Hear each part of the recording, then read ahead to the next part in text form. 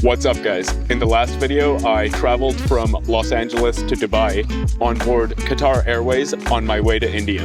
Once I reached Dubai, I made my way to the Abu Dhabi Airport for the second leg of this journey, which takes me from Abu Dhabi all the way to Mumbai. This time around, I'll be on board Etihad Airways. As some of you may know already, Etihad is one of the national airlines of the UAE.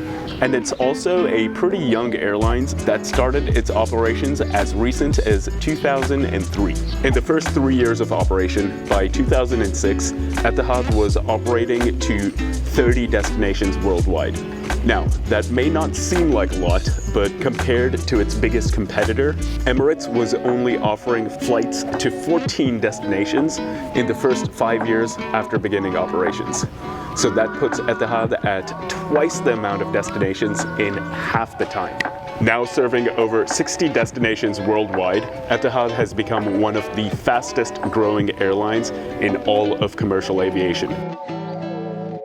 Etihad has come a long way since its inception in 2003, and I have come a long way from Los Angeles to try out what once used to be a 5-star airline, but now is a 4-star rated airlines on Skytrax.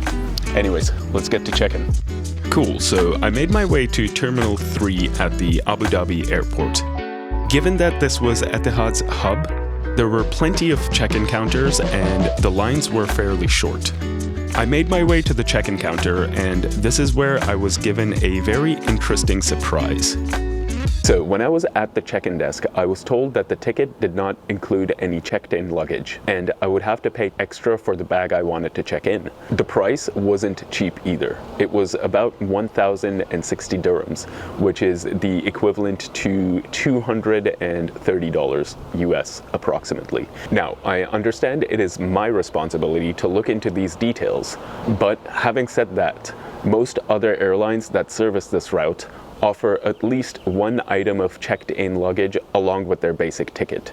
Having to pay extra for even the first bag of checked-in luggage definitely cheapens the experience and takes you away from the premium full-service feel that Etihad strives to provide. Now, I'll do a detailed cost comparison and breakdown towards the end of the video. For now, let's go back to the airport. After having checked in and cleared security, I decided to go grab some breakfast.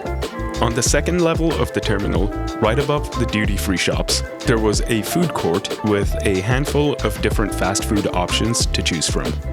Although there was a Burger King there, they did not have the Impossible Burger, so unfortunately, I did not end up getting anything at Burger King. After browsing through the other options, I decided to get a pizza and a panini from this cafe called Negroni. The food tasted exactly how the Abu Dhabi desert feels, dry and rough. After having endured breakfast, I noticed that I had to charge the phone, so I made my way downstairs in search of a power outlet. I navigated through the maze of the duty-free shops, which, as you see here, contained mostly designer fashion brands, and made my way towards the main part of the terminal, where the gates were. I found a few power outlets, but I was faced with an interesting challenge. These wall plugs, they don't take the US style chargers. I tried a bunch of them just up and down the hallway, and whenever I inserted the plug, it would just fall right out. Or it just wouldn't even charge. So I ended up having to buy one of these. And yeah. Luckily this works, and just charging up the phone right now. Alright, cool guys. So the phone is charged, and let's get on with airport or Scareport. Alright, let's back up a bit. So we already saw that there was a food court at the terminal. If none of these options interested you though, there were cafes by the gates where you could get beverages, snacks, sandwiches, and other quick bites. Plenty of options for food is always good. Boom, airport. But the food sucked. Boom, Scareport. There were plenty of seating areas at the terminal. Also, there were these larger seats where you could stretch out and get some rest. Plenty of seating at the terminal is always good. That means you can go find somewhere quiet to sit down. But the real winner here, the larger seats where you can stretch out and potentially take a nap if you're here on a longer or an overnight layover. Boom, airport. As we saw earlier, although borderline useless, there were places to charge your electronic devices. Okay, so airports like this are the reason I include this information in the videos I make. I went up and down the hallway and tried out almost every power outlet there was, and the charger I had just would not plug into any of them. If you're on a transit here, make sure you have one of those travel-friendly power bricks with you. Otherwise, you're gonna end up having to buy one over here, like I did. Now, that aside, what's up with the placement of these power outlets? Why are they on the other side of the hallway where there are no seats and essentially you just have to stand there as your phone charges? This one's pretty easy. Boom, Scareport. There were plenty of signposts directing you to the various gates and also other facilities at the airport. Everything is clearly marked, making it easy to navigate around this terminal and find your respective gate. Boom, airport. Although not as flashy as the one at LAX, there was a kids playing area. Yay, kids playing area. Boom, airport. All right, the good stuff. Courtesy of these large windows, there were plenty of views to the flights outside.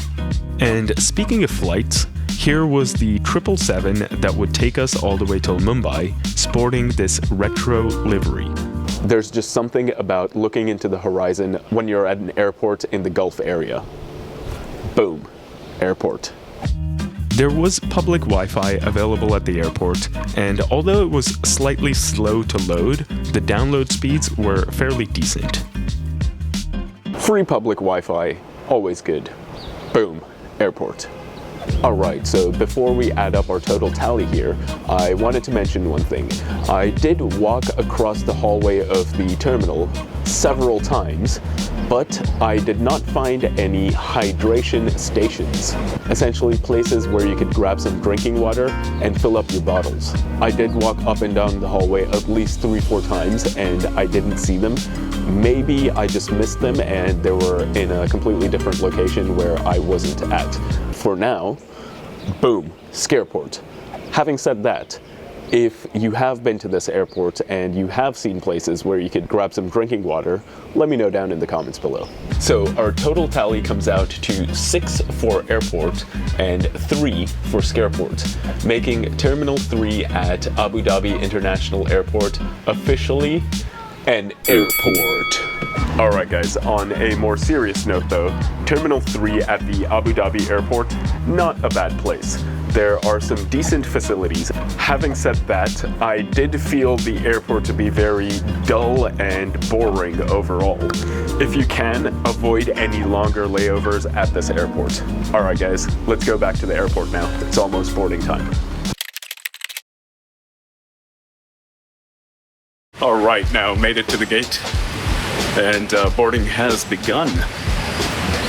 So, let's get on board and make our way to Mumbai. I made my way to the boarding gate to find what was the shortest line I've seen at the boarding gate. After the quick document check, I made my way through this lovely jet bridge that gave wonderful views to the flight outside. Alright, boarding was really quick. I don't think the flight is too full. Made it through in minutes. Now onto the plane. Let's go. As I made my way forward, I got a lovely close-up view of the flight that I was about to be on board. Eventually, I made my way on board and into this cabin that looked like it was inspired by a cup of cappuccino. I hate coffee. And found my way to the seat I had selected for the afternoon, seat 39A. Alright, the seat had a decent amount of knee space and legroom. The very first impression that I got was that this cabin looked a little retro, and by that I mean early to mid-2000s. There was a USB port and an Ethernet port. There was also this port with a lot of holes in it. Then there was a universal power outlet, this retro-looking remote control, and a coat hook. As I was spoiled by the Qatar Airways flight that I just got off, which had the clicking seatback tray, I found this manual one quite unsophisticated. In the seatback pocket, there was a safety information card. Ooh, cinematic. And there was a barf bag. In the smaller seat pocket, there was a boarding pass. Oh, wait, that's mine. Anyways, I should have probably kept the camera a bit further away than this, but if you guys know what this plug is for, let me know down in the comments below. The overhead panel contained individual reading lights, but unfortunately, no individual AC vents. And here was my view for the afternoon. Just the right amount of wing. Before taxiing to the runway, I got a glimpse of this Saudi Airlines A321. Saudi Arabia, Saudi, Saudi, Saudi, Ain, Saudi, Saudi, Saudi. I'd love to eventually do a review of Saudi Airlines as well, if enough of you subscribe to this channel. Anyways, the cabin on board this 777, even with its 343 seating layout, felt very spacious. The entertainment screens towards the front of the cabin definitely added to the early to mid-2000s feel. Which, to be honest, is not a bad thing. It reminded me of my early days of traveling. Eventually, we made our way out to the runway and prepared for takeoff.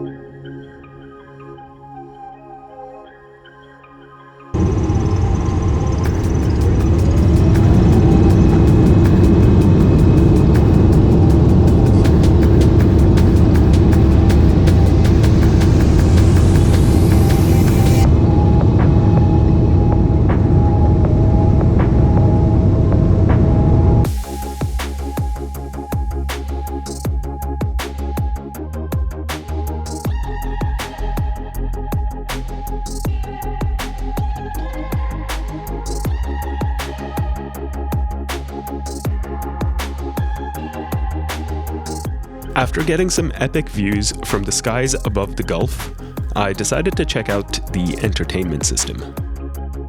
The screen, once again adding to that retro vibe, was not very touch responsive. As for content offerings, there was a decent selection of old and new movies and TV shows from all around the world.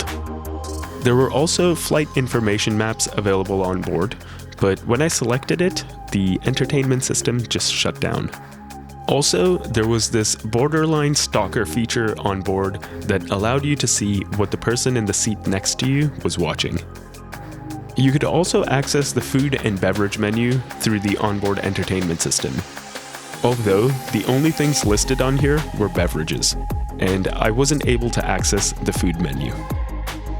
As we cruised over the clouds above Muscat, we got some stunning views to the mountains and the coast below.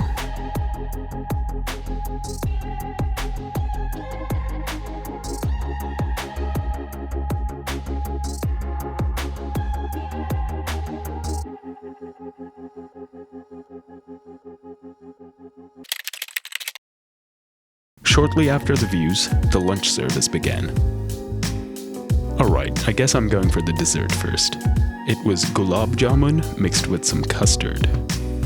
Then there was this salad. Well, it's salad. There's only so much I can say about it. There was also this bread that looked rather yellow, and some non-yellow butter to complement it. Lunch came along with some plastic utensils. I personally don't mind plastic utensils as much. I know some people prefer silverware, but having seen dirty spoons and forks on flights, I prefer disposable plastic utensils which haven't been used by anyone else before. As usual, I went with the vegetarian option for the main course, which was some Indian stuff, some rice, and some more Indian stuff. I should probably know what it is. I'm from India. What I did like is that along with the utensils, there was also a toothpick included. Alright, cool. So there was Wi-Fi on board, and I did try to connect to it twice, but I was not able to connect to the internet or even access the Etihad Wi-Fi portal. As we cruised over these buttery-looking clouds over somewhere on planet Earth, I decided to go check out the lavatory. The lavatory located at the back of this 777 was pretty spacious. I was actually very surprised at how spacious it was once I got in there. The faux marble style finishing looked sleek and aesthetic. There was a coat hook, a power outlet, some cups, and directions on how to wash your hands just in case you had forgotten how to do so. As I made my way out of the lavatory, I noticed that even with close to 400 seats on board, this 777 looked very spacious and open. Eventually, we made our way over the coast of Mumbai and prepared for landing.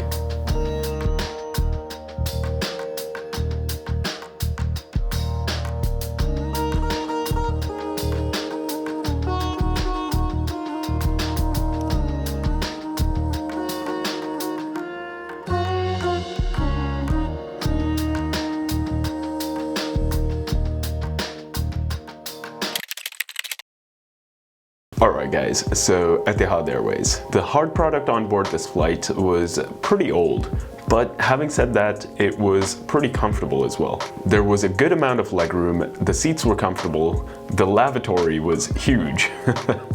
There was an in-flight entertainment system and a full meal service.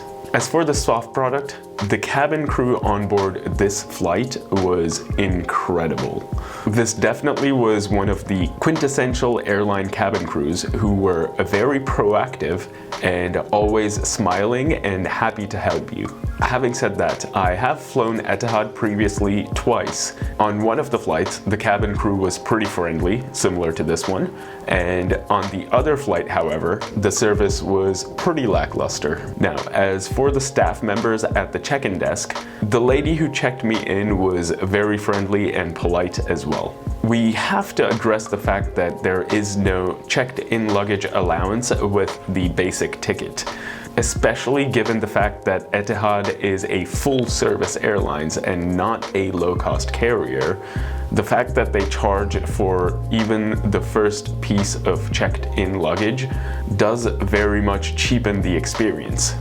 I did some research and found out it's only on select routes that checked-in luggage is not allowed, which honestly makes it even worse, as you have to keep up with what routes allow baggage and which ones don't. Moving on to cost now.